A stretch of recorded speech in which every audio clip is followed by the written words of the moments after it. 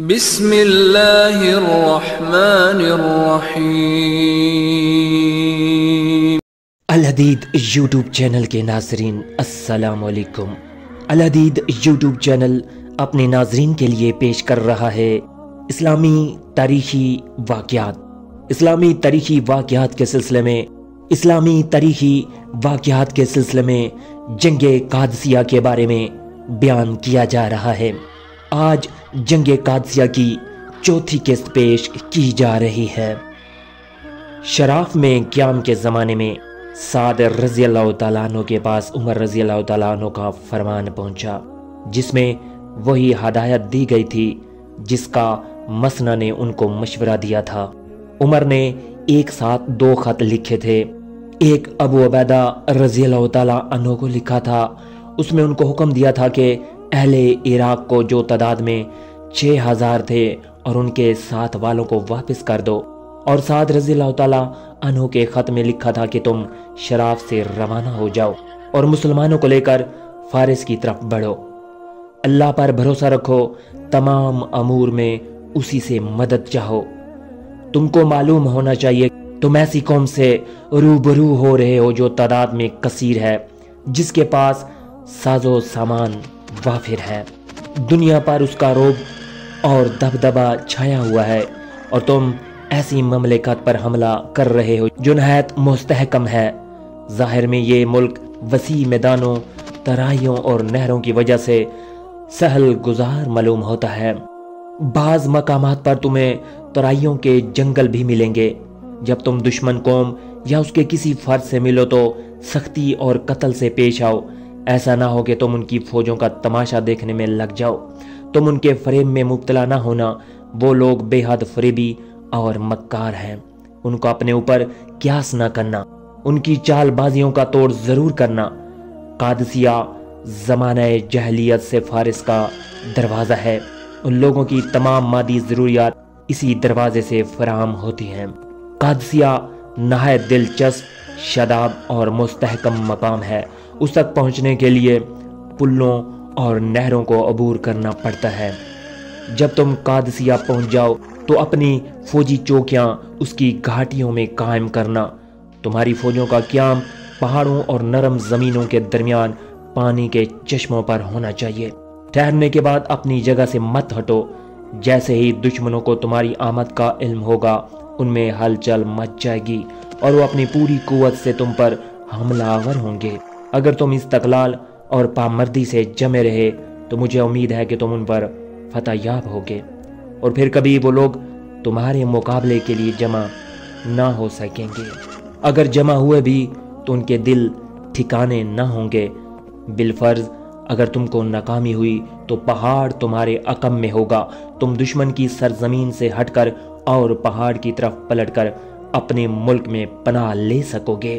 وہاں پہنچ کر تم جسارت اور واقفیت کے ساتھ لڑو گے، اور دشمن بزدلی اور ناواقفیت کے ساتھ لڑے گا۔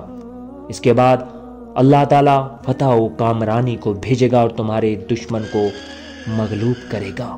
نیز جس روز سعد شراف سے روانہ ہو رہے تھے، اس روز عمر رضی اللہ تعالیٰ عنہ نے ان کو اس مضمون کا خط لکھا کہ جب فلاں دن آ جائے تو تم اپنی فوجوں کو لے کر روانہ ہو جانا اور عزیب الحجنات اور عزیب القوادس کے درمیان پہنچ جانا، وہاں سے مشرق اور مغرب کی طرف حملے کرنا۔ ایک اور خط اس مضمون کا تھا کہ تم اپنے دل کو مضبوط رکھو، اپنے لشکر کو پند و نصیحت کرتے رہو اور حسن نیت اور خلوص کی تلقین کرتے رہو۔ جو شخص اس سے غافل ہو جائے اس کو پھر متنبہ کرو۔ صبر و استقلال سے کام لو، خدا کی طرف سے اعانت بقدر نیت آتی ہے اور ثواب بقدر خلوص عطا ہوتا ہے۔ اپنے متحتین اور مفوضہ کام کے متعلق محتاط رہو، اللہ تعالیٰ سے عافیت کے طلبگار رہو، لا حول ولا قوت کا اکثر ورد کرتے رہو۔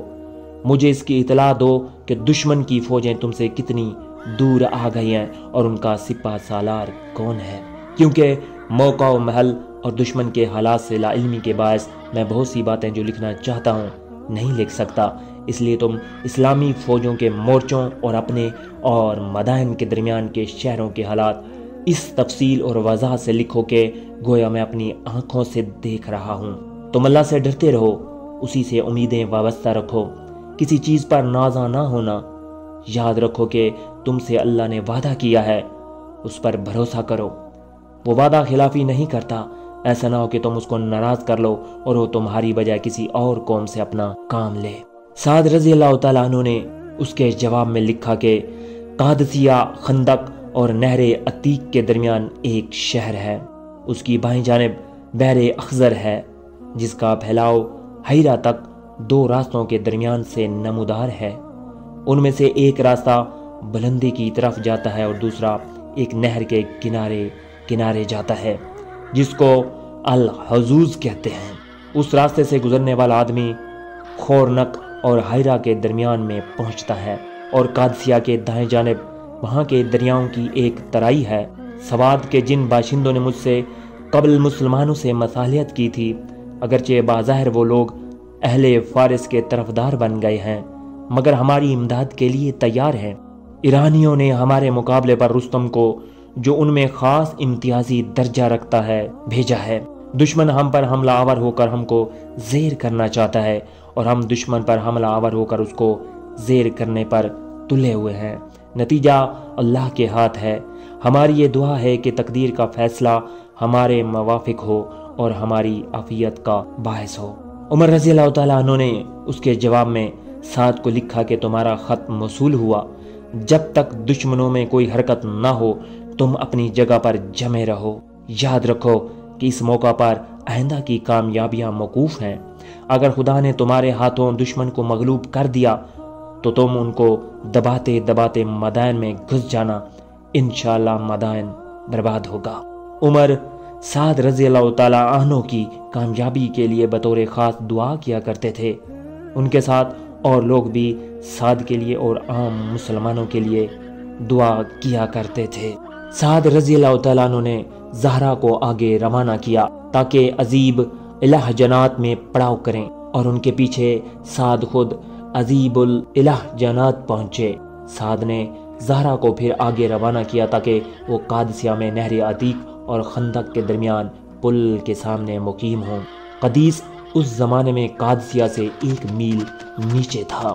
عمر رضی اللہ تعالیٰ عنہ نے سعد کو ایک خط میں یہ لکھا کہ مجھے القا ہوا ہے کہ جب تم دشمن سے لڑو گے تو اس کو شکست دے دو گے، لہذا تم اپنے دل سے شک و شبہ کو دور کر دو، خدا پر بھروسہ رکھو۔ اگر تم میں سے کوئی شخص بطور کھیل کے بھی کسی اجمی کو امان دے یا ایسا اشارہ کرے یا ایسے الفاظ کہے جن کو اجمی سمجھتے نہ ہوں مگر وہ اس کو امان جانے، تو تم اس امان کو برقرار رکھو۔ ہنسی مذاق سے احتراز کرو، وعدہ کا ایفا کرو، کیونکہ ایفا اگر غلطی سے بھی ہو جائے تو اس کا نتیجہ اچھا ہے، مگر غداری غلطی سے بھی ہوگی تو اس کا انجام ہلاکت ہے۔ اس سے تمہاری کمزوری اور دشمن کی قوت ظاہر ہوتی ہے، نیز تمہاری ہوا خیزی ہوتی ہے اور دشمن کی ہوا بندھتی ہے۔ یاد رکھو کہ میں تم کو اس سے ڈراتا ہوں کہ تم مسلمانوں کی توہین اور ذلت کا باعث بنو۔ کرب بن ابی کرب قادسیہ کی لڑائیوں میں مقدمے کے دستوں میں شریک تھے۔ سعد رضی اللہ تعالیٰ عنہ نے شراف سے آگے انہیں روانہ کیا، عذیب الہ جنات میں جا کر ٹھہرے، پھر سعد خود روانہ ہوئے، اور جب عذیب الہ جنات میں ہمارے پاس پہنچے اور یہ صبح سویرے کا وقت تھا تو اس وقت زہرہ بن الحویہ مقدمے کے دستوں کو لے کر آگے بڑھے۔ جب عذیب الہ جنات ہمارے سامنے نمودار ہوا اور یہ مقام ان کی فوجی چوکی تھا تو ہم نے اس کے برجوں پر کچھ آدمیوں کو دیکھا۔ ہم جس برج یا کنگرے پر نظر ڈالتے تھے اس پر ہم کو ایک آدمی نظر آتا تھا۔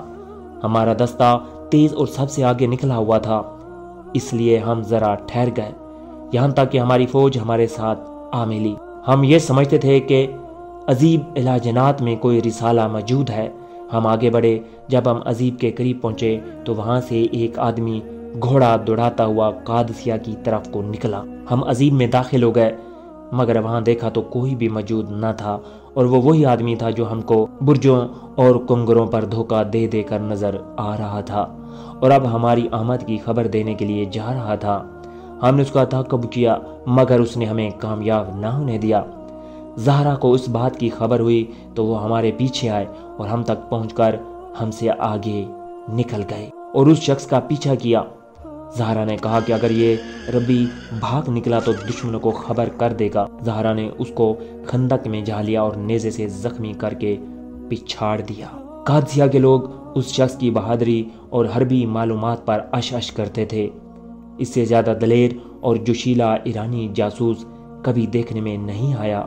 اگر اس کو دور جانا نہ ہوتا تو ممکن نہ تھا کہ زہرا اس کو پکڑ سکتے۔ عذیب میں بہت سے تیر اور نیزے اور مچھلی کی کھال کے برتن مسلمانوں کے ہاتھ آئے۔ مسلمانوں نے ان سے کام لیا۔ اس کے بعد شب خون مارنے والے دستے مقرر کیے گئے اور ان کو حکم دیا گیا کہ ہائرہ پر چھاپے مارو۔ بکیر بن عبداللہ علیسی کو ان کا امیر مقرر کیا گیا۔ ان میں شماخ القیسی شاعر کے علاوہ 30 اور مشہور و معزز اور بہادر افراد تھے۔